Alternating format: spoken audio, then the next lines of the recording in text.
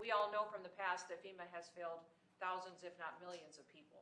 And President Trump does not want to see that continue into the future. So this agency fundamentally needs to go away as it exists, and we need to have a response to states that supports them when terrible things come and when the worst day of their lives happens, to where the financial resources are there, but they have decision-making power right there in the state to respond. So the next several months, we expect it to be high activity, and the federal government is here to support the people of the United States with President Trump's leadership. While he's doing that, he's also going to make sure that they're better set up for the future so that they have the ability to really take care of their families when a crisis or a terrible storm does hit.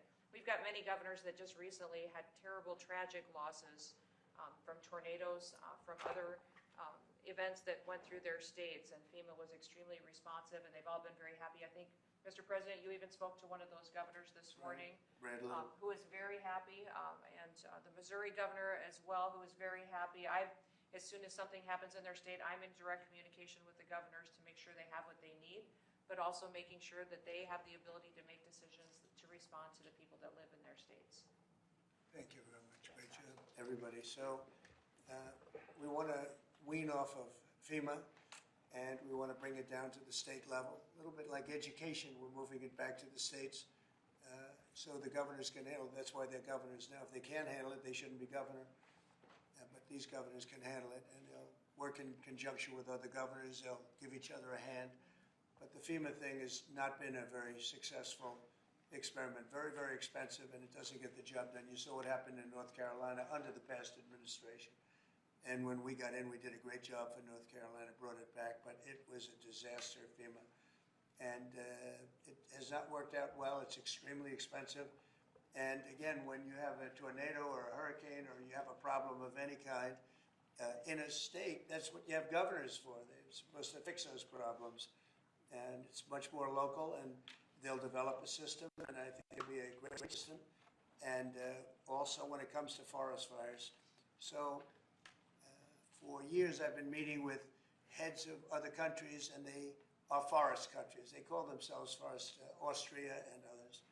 And they say, we're a forest nation. We live in a forest, and they don't have forest fires. And in one case, he said, you know, our trees are much more flammable than California, but we don't have forest fires because we clean the floor, we sweep the floor of leaves, of dead debris, of trees that fall, because after 18 months, a tree is like it's like tinder wood, and it goes up, it virtually explodes. Well, we don't take the trees out.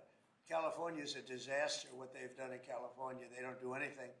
And if you did, you almost would not have forest fires. And you could say in theory, you shouldn't have any forest fires. And we spend billions and billions of dollars a year because people don't clean the forests. And we're going to clean the forests. We're going to start cleaning them.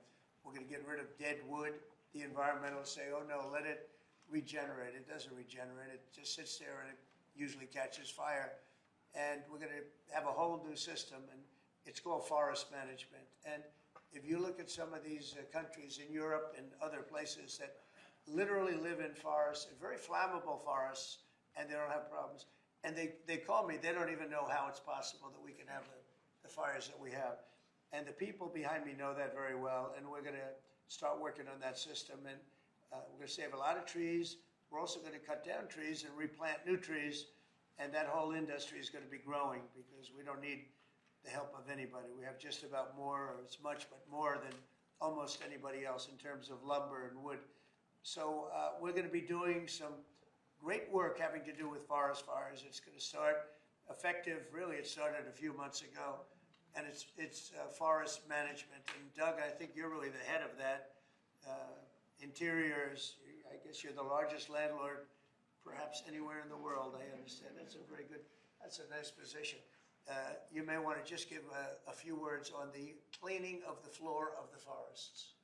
Well, happy to do that. And of course, as President Trump had said, yes, between Interior and Forest Service, it was just part of USDA, 700 million acres of surface area, much of that is in forest land. That is a tremendous resource. It's part of America's balance sheet. When we let it burn, then we actually have to spend money coming through FEMA and other places. So we spend taxpayer dollars cleaning up a mess that could have been prevented. Under President Trump, when we get back into the timber business, which up to 30 years ago, we were one of the great timber producers in the world. Communities thrived in these rural communities. We had lumber mills, we had manufacturing, we had furniture makers in this country. All of that went away when we stopped harvesting our own timber. And today we import about as much timber as we used to harvest ourselves. If we can get back in the timber business, that can help on the balance of trade, reduce imports from foreign countries, and have American jobs. But to make that all happen, again, under President Trump's leadership, we have to get back in the timber business and get back in the game. And when we do that, we have to make sure that we're doing prevention, not just fighting fires after they all get out of control. And so again, working with OMB and others to make sure that we've got the budget for doing the prevention work and the forest management upfront, reduces the expense and the cost on the back end of fighting these massive fires. But again, coordinating across all of our 5 different major firefighting groups today, it's like having 5 generals in the field. They may have different strategies and different tactics. They even have different pay levels. Brooke and I are working to make sure that regardless of which service and branch that you're in, that you're going to have a similar pay, that we're going to have everybody equipped with the right technology to protect them when they're out in the field. Just basic stuff that they don't have today that we were giving our military 20 years ago in terms of and then using technology to be able to identify fires when they first start. I mean, with infrared, satellite, drones, I mean, there's technology where we can pick out a fire when it just barely begins and it costs us nothing to put it out versus when it scales up and becomes these massive fires that endanger communities, lives, and our firefighters. So President Trump, of course, has got a common sense strategy. He's empowering all of the leadership that's standing up here today for us to go get this job done. It's going to get America back in the timber business. We're going to put out fires when they're small as opposed to when we can't control them when they're large. And we're going to have revenue coming into the federal government from those timber sales as opposed to those timber leases to the private companies as opposed to revenue going out through FEMA after the fact when we're cleaning up a mess. So the whole thing makes complete sense. Brooke and I and Christy and Russ, we're all excited to go out and implement the President's vision. And we have some of the best timber anywhere in the world, and we don't use it. We've freed it up. Lee Zeldin's done an incredible job in that regard from environmental restrictions that are ridiculous.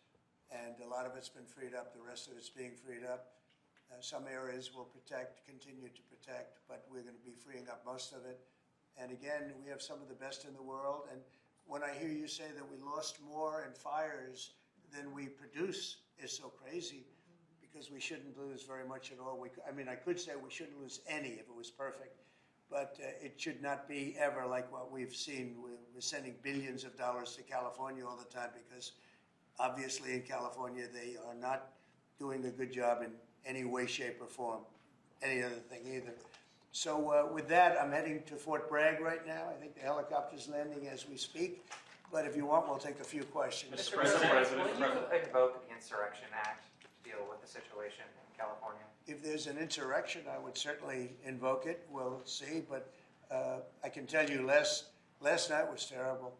The night before that was terrible. We have, as you've seen, it was on most of your networks, people with big, heavy hammers pounding the concrete and pounding curbs, pounding it, breaking up, and handing these big chunks of concrete to people.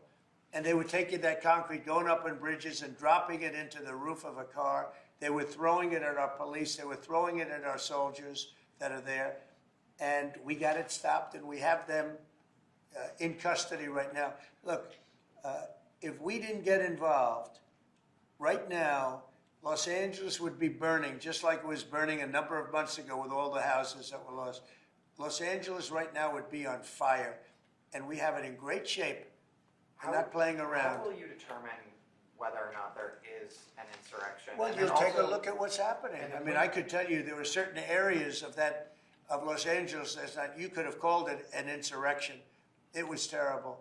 But these are paid insurrectionists. These are paid troublemakers. They get money. And when you take a look at what they do, where they show up and everyone's saying, what's he doing? He's pounding the curbs. This one guy's pounding the curb, breaking the curb, and handing big pieces of granite. In some cases, it's granite and concrete to other people. And they're running out with it. And then we watch the other people and they try and throw it into the face of the soldiers, throw it into the face of the police, and they hurt some people very badly.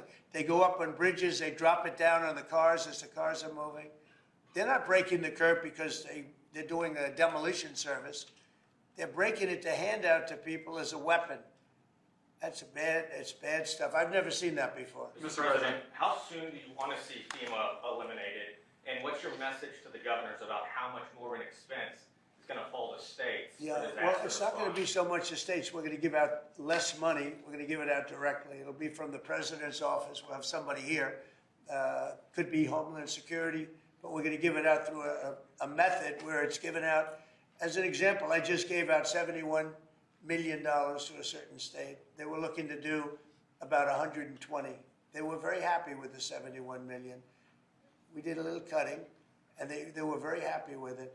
So we're going to do it much differently. We think after this, Christy, I'd say after the hurricane season, we'll start phasing it out. Yes, sir. You set up a FEMA council over the next couple of months. We'll be working on reforms and what FEMA will look like in the future as a different agency, as under the Department of Homeland Security to the President's vision. And it will empower governors to go out and respond to emergency situations. And that what the President does best is to make sure that the taxpayers are only fulfilling the need to which is appropriate, and that people are responsible to respond to their own people closest to home. So if a certain state, as an example, gets hit by a hurricane or tornado, that's what a governor, a governor should be able to handle it. And frankly, if they can handle it, the aftermath, then maybe they shouldn't be governor. And Mr. President, when is the last time you spoke with Governor Newsom? A day ago. Called him up to tell him, got to do a better job. He's doing a bad job, causing a lot of death and a lot of potential death. If we didn't send out the National Guard, and last time we gave him a little additional help, you would have, Los Angeles would be burning right now. Los Angeles would be not a lot different than what you saw take place in California and Los Angeles just a little while ago. And, you got to remember, we have the Olympics coming. And we don't want people looking at Los Angeles like it would have been. It would have been bad. Last night, they had total control. If we didn't have the military in there, the National Guard, and then we also sent in some Marines. We had some bad people. We have people, they look in your face and they spit right in your face. They're animals.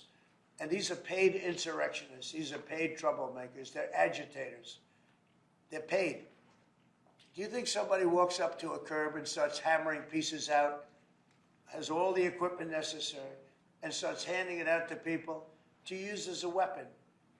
These are paid insurrectionists or agitators or troublemakers. You can call it whatever you want. And we ended it, and we have in custody some very bad people. Some very bad people. Mr. President. Did you see the guy throwing the rocks at the police cars as they went by and crushing their windows and endangering our police? We're not going to let that happen, yeah. Pardon me. Mr. President, on those Marines, Governor Newsom has described them as political pawns. I'm curious for your reaction to that and what you see as the Marines' role and what are their rules of engagement? All I want is safety. I just want a safe area. Los Angeles was under siege until we got there. The police were unable to handle it. You could speak to the chief. He said it on television 3 nights ago. He said, this is more than we can handle. They said that. And the LA police, I know a lot of the police in LA, they're great people, but they're given instructions not to do this, not to do that. But in this case, they were trying their best. They were not able to handle it. It was out of control. When we got there, and you have to remember, I've been here before, and I went right by every rule, and I waited for governors to say, send in the National Guard. They wouldn't do it. They wouldn't do it, and they just wouldn't do it. It kept going on and on, got worse and worse. And in Minneapolis, that city was burning down. It was 7 days, and I said, I don't care. The governor, who's a governor that just happened to be running for vice president, a total, you talk about an incompetent governor. He's an incompetent person. That he was picked, well, I was actually very happy he was picked for other reasons. But this guy wouldn't call the National Guard. And we ultimately just sent in the National Guard. We stopped it. But that was after 7 days. And I said to myself, if that stuff happens again, we've got to make faster decisions because they don't want to do it. The radical left, It's usually radical left, and it's usually governors that are Democrat, and they don't want to call them in. They don't want to save lives. They don't want to save property. They don't want to call them in. I don't know what it is. We sent them in, not early, we sent them in late as far as I'm concerned. But big problems, as you know, 3 nights ago, big problems were ensuing. If we didn't send in the National Guard quickly, right now, Los Angeles would be burning to the ground. The Marines is, a lot of people think, an escalatory step, though. These are guys who fight wars. Are you at all concerned that things could get out of hand with Marines? When I see in people American City? throwing concrete into cars, when I see people, the kind of people that I saw on your network doing danger to the police and to the military and to the National Guard, no, it's okay. You know, you start running out of people. When you have 2,000 people from a National Guard standpoint, we have a very big military. But the National Guard, they needed a little extra help. And we sent them a little, and we did a great job last night. We had, well, you got a lot of cars go up in smoke and flame and a lot of bad scenes, but it was pretty minor by comparison. This morning it's very calm. We'll see what happens later. But they know if they go there, they're not going to get anywhere because we have the National Guard there. We backed it up with a number of Marines, yeah. Mr. President, do you agree with Governor Abbott soon signing legislation to mandate the 10 Commandments in school classrooms? Having to do with what? Governor Abbott is soon going to sign legislation to mandate displays of the 10 Commandments in school classrooms. Do you support him? I have to take a look at it. I'm going to have to look at it. Will the National Guard be in California indefinitely? How long will they be there until you think? Until there's no danger. It's easy. Look, it's common sense. You ask me that question. When there's no danger, they'll leave. You would have had a horrible situation had I not sent them in. Horrible. You'd be reporting on a lot of death and a lot of destruction that's not going to take place. I think if you look, every night it got less and less. They were met with very strong force, the bad people, the bad, sick people that do what they do. But these are paid people in many cases, not in all cases, but in many cases. And they really are, they're agitators. I was wondering if you had any response to Mexican President Sheinbaum, who condemned the violence there. Have you been in touch with her at all? Said what? I was wondering if you had any response to what Mexican President Claudine Sheinbaum said in response. What'd she say? She condemned the violence in LA. Oh, I do too. Yeah. Have you been in touch with her at all? Well, you think I don't condemn it? I condemn the violence in LA, ladies and gentlemen, but I also stopped the violence in LA. And by doing what I did, I stopped the violence in LA. And that would have been, I think, maybe I'd ask Christie to speak to that. That would have been an unbelievable tragedy. We would be talking, I don't know that would even be here right now. It would have been so bad. I'd probably maybe be out there. I don't know, but Christie, could you speak to that? Absolutely. So in 2020, I was a governor of a neighboring state to Tim Walz and watched him let his city burn. And the president and I have talked about this in the past, and he was not going to let that happen to another city and to another community where a bad governor made a bad decision. So Claudia Sheinbaum came out and encouraged more protests in LA, and I condemn her for that. She should not be encouraging violent protests that are going on. If people are allowed to peacefully protest, but the violence that we're seeing is not acceptable, and it's not going to happen in America. This president is standing up for the average American who wants to walk their child to school every day safely, run their small business, and provide for their families. That's the action that he's taking. He has every authority under the Constitution to send these National Guard under Title X into these communities and make sure that operations go smoothly, that law enforcement officers are protected, that they can continue to do their work without fear of being injured or killed or disrespected, and that they can go home to their families at night. So I'm incredibly proud of the president for activating the National Guard and for sending in these Marines, because these Marines are specifically trained to meet the need that we have on the ground in LA right now. And Governor Newsom has done a disservice to the state of California for many years. The people there should never elect him into a leadership position ever again. He The clearly governor's a cannot nice guy, but he's grossly incompetent. Terrible When it comes governor. to his railroad that he's building, where it's like 30 times over budget, nobody's ever seen anything like it. Now it doesn't even go to San Francisco and LA. It's way short of it. After years of work and overruns like nobody's, those contractors are some of the wealthiest people in the world, I guarantee you that. Because that money goes to those contractors. They just did a number on the wallet of the people of California. That train, you should look at that train. That is the greatest. I've never seen cost overruns. I've seen cost overruns and great incompetence over my life. I've never seen anything like that. Mr. President, these protests obviously started in reaction to these large-scale ICE operations in Los Angeles. Should people expect to see similar operations in the rest of the country? Yeah. And will similar protests see Yeah, similar response? as you know, we're moving murderers out of our country that were put here by Biden or the auto pen. The auto pen really did. I mean, the people, whether it's Lisa Monaco or whoever operated the auto pen, these are criminals. The people are criminals that allowed these criminals into our country. And I don't think that Biden knew what the hell he was doing. I don't think he even knew about it. But when they opened up our borders for the whole world to come in, yeah, we're going to get them out. We're getting them out. We're starting to get acknowledgement from the courts that, you know, there's a system. They come in without courts and they go out, they want trials and everything else. I think that's starting to work out now. Judges are starting to see what a terrible situation it is. Many of those people that you saw on television last night are criminals that were allowed into our country by Biden. And they want to stay, and we don't want them. And they come from jails, and they come from mental institutions, and they come from all over the world, not just South America. And we're not going to let them stay. And this is the first, perhaps, of many, or perhaps, you know, if we didn't attack this one very strongly, you'd have them all over the country. But I can inform the rest of the country that when they do it, if they do it, they're going to be met with equal or greater force than we met right here. We did a great job. The people, you, Christy, and Tom Holman, and all of the people, Pete Hegseth, all of the people involved did an amazing job. We stopped a disaster. And it looks like a planned disaster, not just, this didn't just happen. They had weapons, they had tools, they had everything you needed. I mean, they were throwing iced water in bottles, in glass bottles, at officers and at soldiers.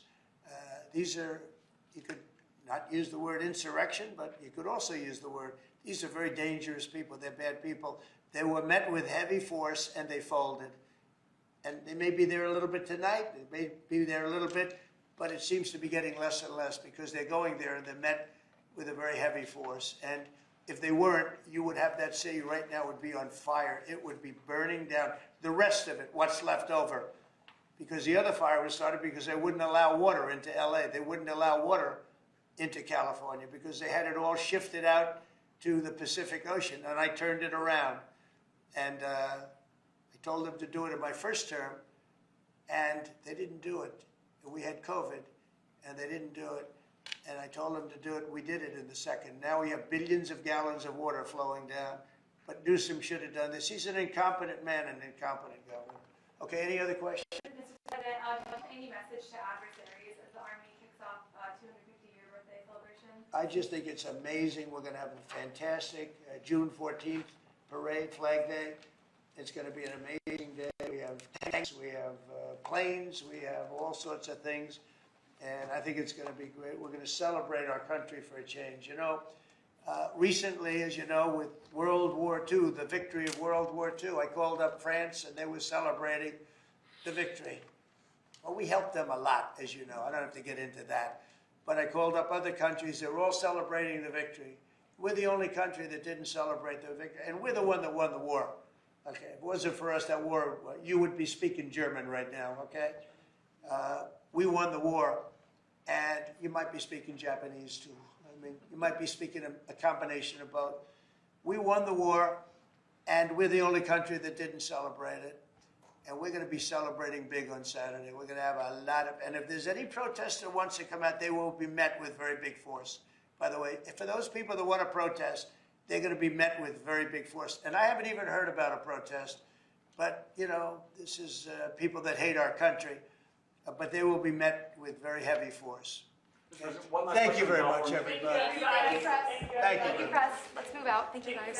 Thank you. Thank you.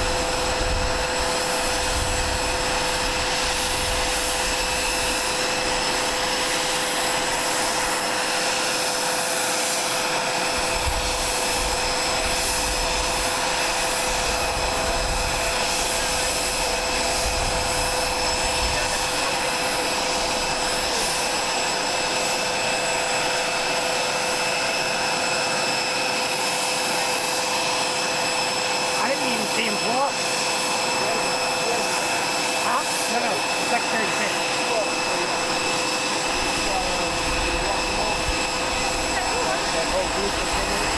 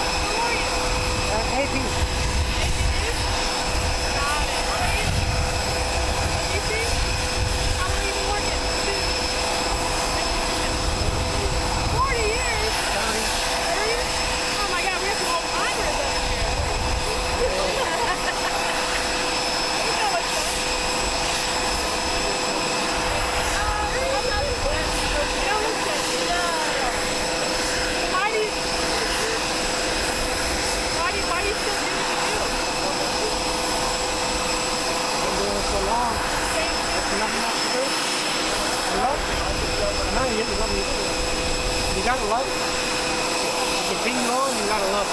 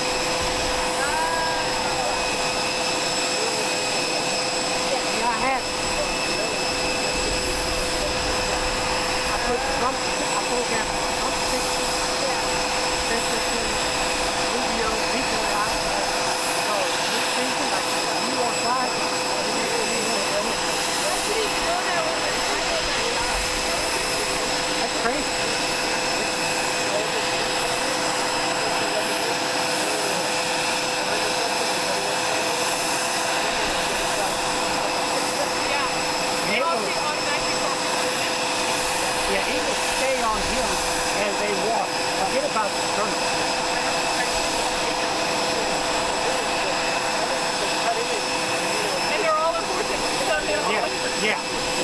So when you're doing it, that's a problem. I didn't know it's going to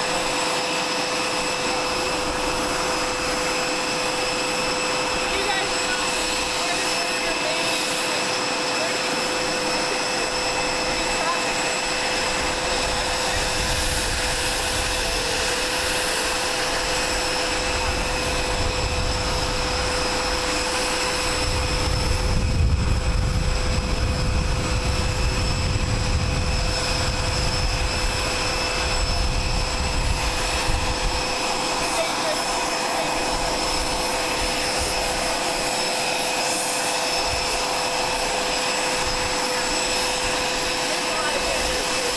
Hey, you remember Joe Radel, right?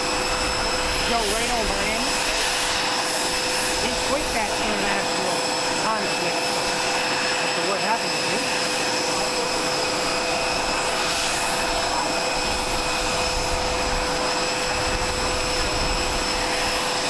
He's a good guy. Joe's a good guy. But he did that a lot. And of course, after what happened to him, you can't blame him.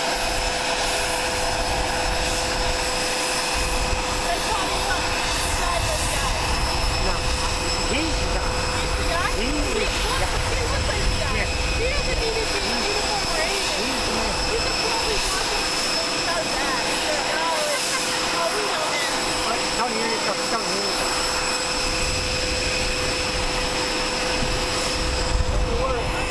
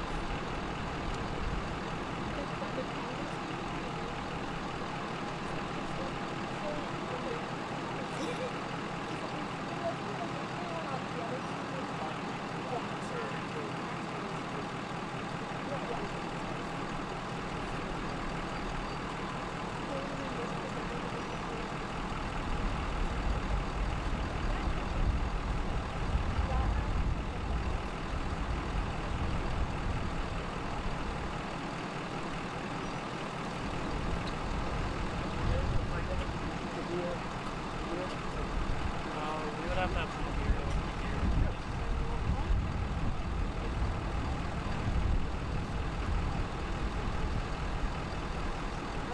it's just customary for me to assign the waivers, and they always see it.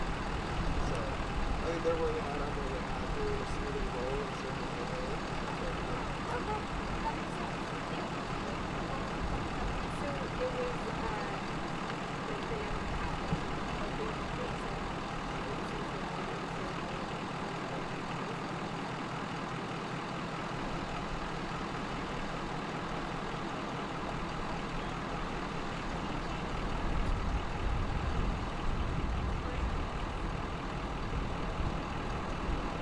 It's not my first time, so. You know, yeah. Yeah.